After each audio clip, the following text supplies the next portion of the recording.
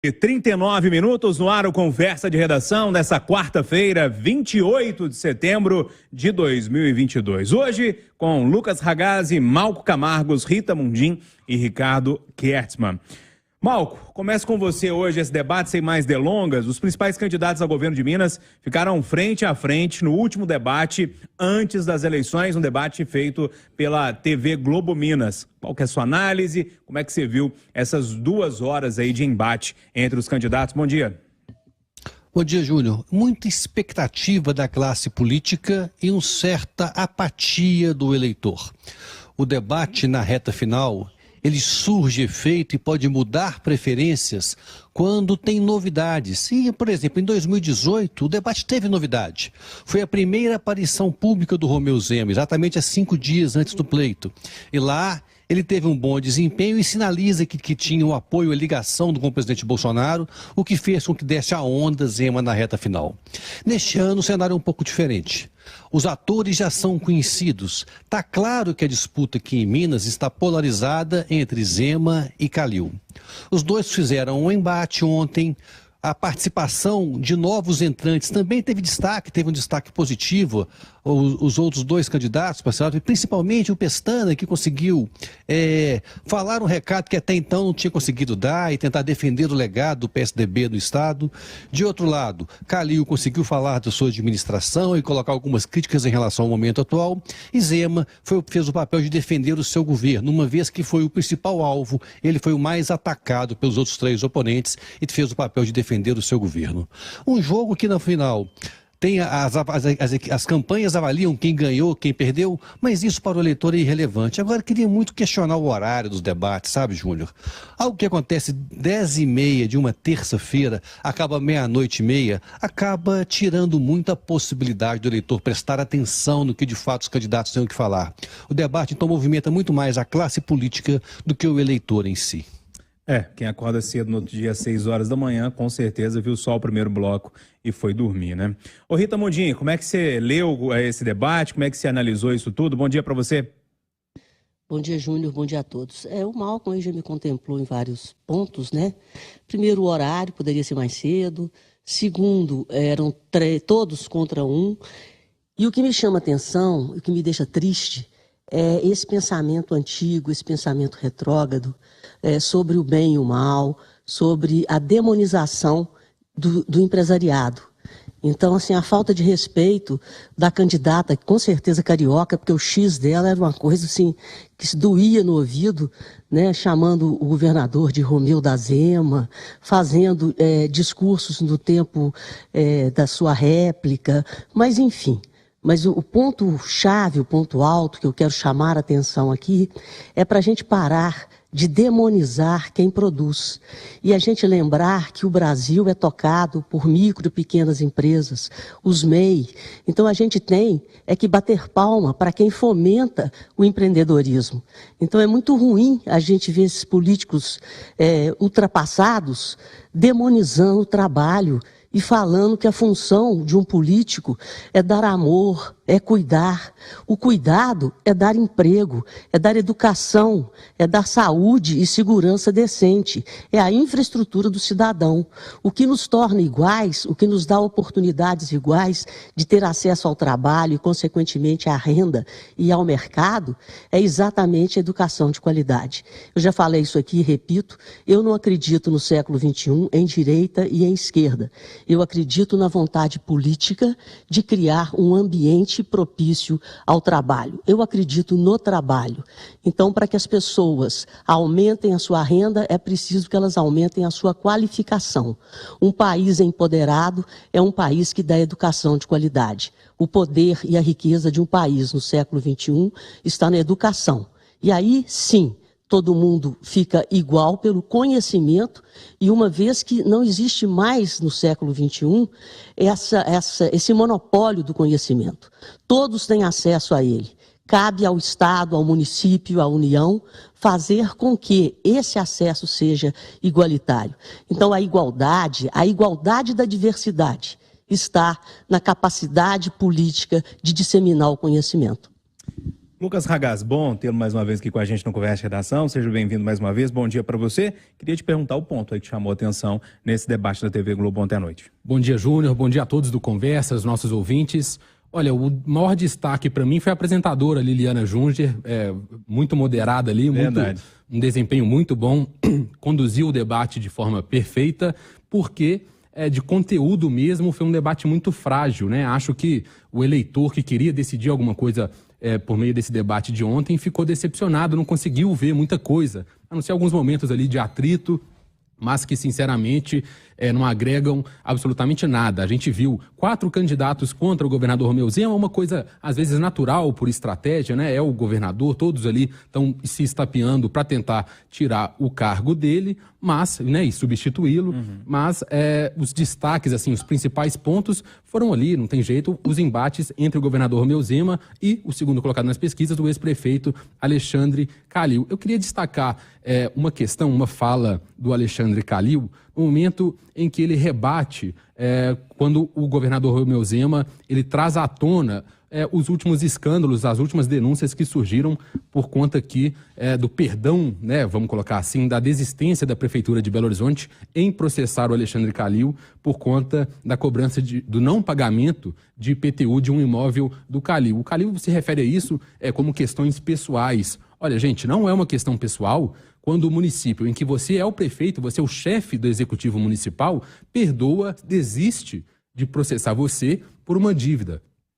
Será que um cidadão comum teria facilmente assim uma dívida de IPTU não processada? Será que é uma coincidência, assim, é uma questão muito delicada? O procurador que faz o município desistir de cobrar essa dívida de IPTU, ele ter sido indicado pelo então prefeito Alexandre Calil a um conselho na BH Trans, ou seja, a famoso jeton, né, aquela gratificação, uma remuneração extra ali para participar de algumas reuniões por mês, quando são mais de uma, né? Raramente são mais de uma. Então, não é uma questão pessoal, é uma questão da coisa pública, do trato da coisa pública. Então, tratar isso, levar como se fosse uma coisa, uma denúncia a nível pessoal, é baixaria, não é. Baixaria é tratar a administração pública como o seu reino ali e fazer atuar ao seu lado. No mais, foi um debate, teve alguns pontos assim, de tensão, mas pouquíssimo conteúdo, pouquíssima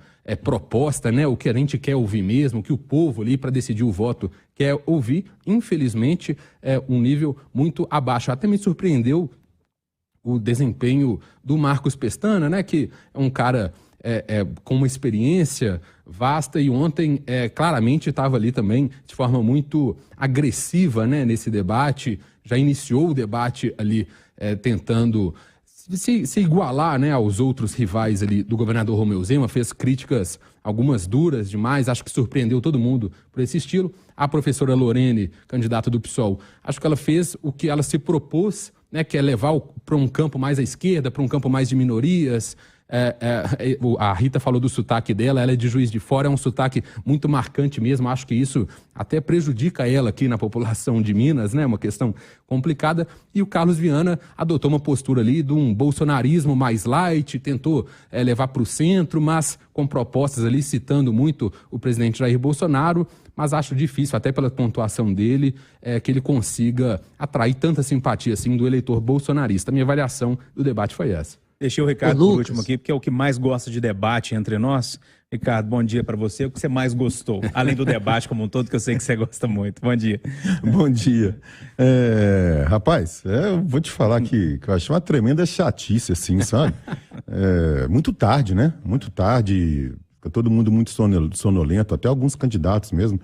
É o seguinte, todas as pesquisas, né? Elas vêm indicando a vitória do governador Zema no primeiro turno. Então, eu acho assim, se alguém que pretende virar, depender do debate de ontem para isso, pode esquecer. Eu separei alguns destaques aqui, mas falar por último, depois de colegas tão qualificados assim como os meus, a gente acaba sendo repetitivo. Eu queria começar pelo senador Carlos Viana, que sim, é surpreendente para mim. Ele continua fazendo mais propaganda para o presidente Bolsonaro do que o contrário, né? Ele fala Bolsonaro e o presidente Bolsonaro não fala dele. É quase que um amor não correspondido. Eu acho até que isso é falta de amor próprio. O Marcos Pestana, concordo plenamente com o que o Lucas falou, para mim foi uma grande decepção. fez um papel feio, né, de agente provocador e que não combina com ele, porque fica muito aquém da própria capacidade do Pestana. Ele é um cara que tem conteúdo, ele não precisa ficar se comportando como um adolescente que fica provocando o colega. Aliás, eu queria chamar a atenção, ele ficava dentro das provocações, ele falava muito para o Zema assim, você fica repetindo, falando do Pimentel toda hora, esquece o Pimentel. Gente, não tem que esquecer não, senhor. Ao contrário, a gente tem que lembrar todo dia, tem que lembrar o que o senhor Fernando Pimentel e o PT fizeram com Minas Gerais.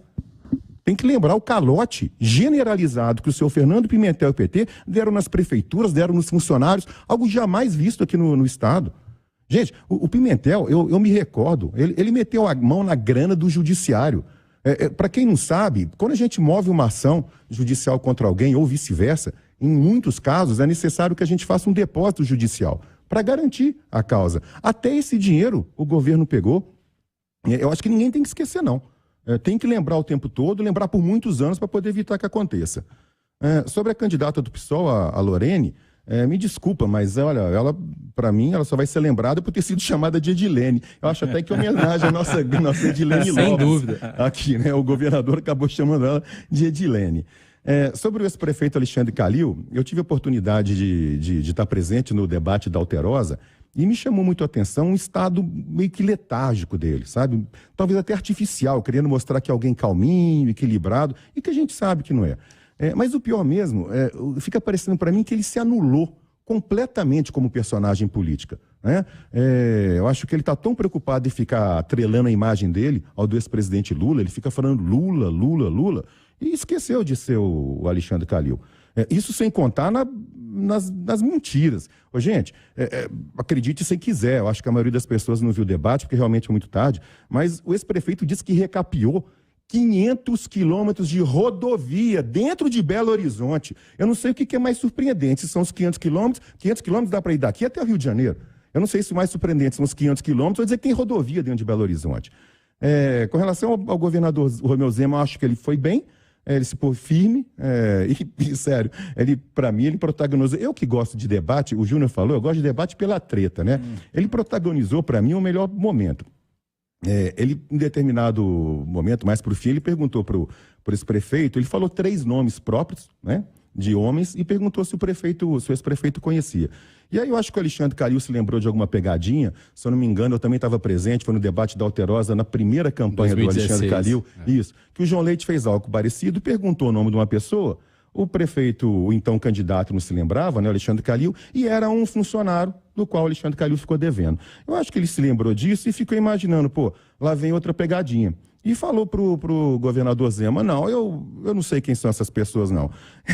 Aí o Zema, na lata, assim, falou assim, claro que você não sabe, porque não são pessoas, são 3 cidades mineiras. É que você nunca saiu de Belo Horizonte, você nunca viajou pelo estado, você não tem como saber mesmo. Aí o Alexandre Calil ficou com a cara meio perdida, assim, né? Eu não sei se ele ficou aliviado por não ser 3 credores, né? Porque a fila é enorme. Mas de tudo, assim, para mim, das tretas, foi o melhor ponto. Eu queria, só para encerrar aqui, Júnior, a Rita falou um negócio que eu achei muito bacana, sabe? Muito interessante. Viu, ouvintes da Itatiaia? Não é sempre que eu discordo da nossa grande Rita Mundim. Ela falou sobre essa mania que alguns candidatos têm de ficar falando em amor, em coisas belas para a população, como se todo mundo fosse boba. Candidatos que falam sobre temos que amar a população, não adianta falar em amor e não pagar funcionário. Nem funcionário público e nem funcionário privado. Então, menos amor e mais gestão. Acho que fica melhor assim.